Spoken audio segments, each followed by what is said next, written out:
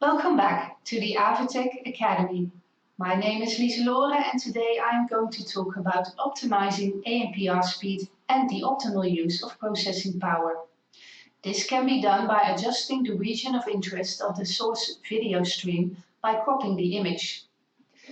First, I'm going to open Cortex Client. And here we can see a Cortex running on a gatekeeper. The main image source is the IDS axon. This provides the images for license plate recognition. The IDS axon communicates with the infrared sensitive sensor in the gatekeeper. It also controls its settings. If we go to Cortex View, we can see these settings. The default resolution of the sensor is 1600 by 1200 pixels.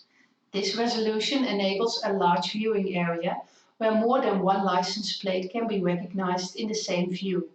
However, analyzing an image of this size costs a certain amount of processing power.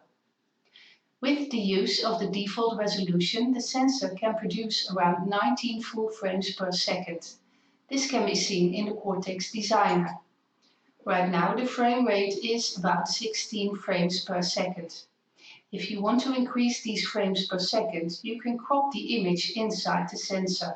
This can boost the frame rate up to 60 frames per second. There is a separate axon available to crop the image of a camera, the image crop axon. But if you are cropping with the intention to increase the frame rate, you need to use these settings of the IDS axon. A higher frame rate is perfect for the recognition of speeding cars. More frames per second means more frames are captured of one car, and it also means a better recognition is achieved. But next to a higher frame rate, the adjustment of the region of interest by cropping has another beneficial effect. It speeds up the recognition because there are less pixels per image, and less pixels means less processing power is needed. Besides that, cropping minimalizes the amount of random background that needs to be analyzed.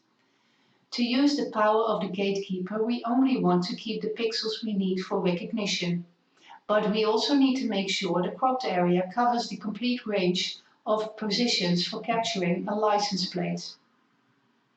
When it comes to this recognition, we also have to take thresholding into account.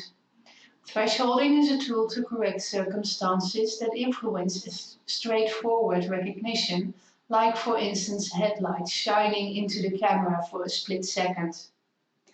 It means a license plate needs to be recognized several times to pass the threshold before it becomes a final ANPR result. And an increase in frame rate allows for a higher threshold value.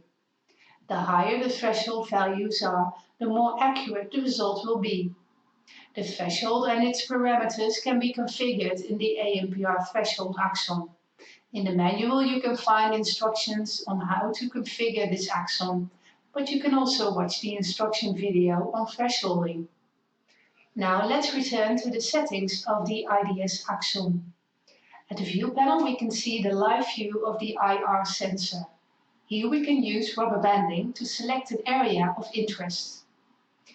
All you have to do is hold the left mouse button and draw a rectangle over the area of interest and then let go.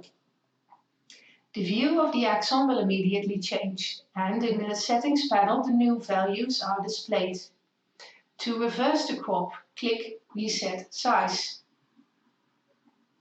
You can also change the resolution by using the settings Position X and Position Y.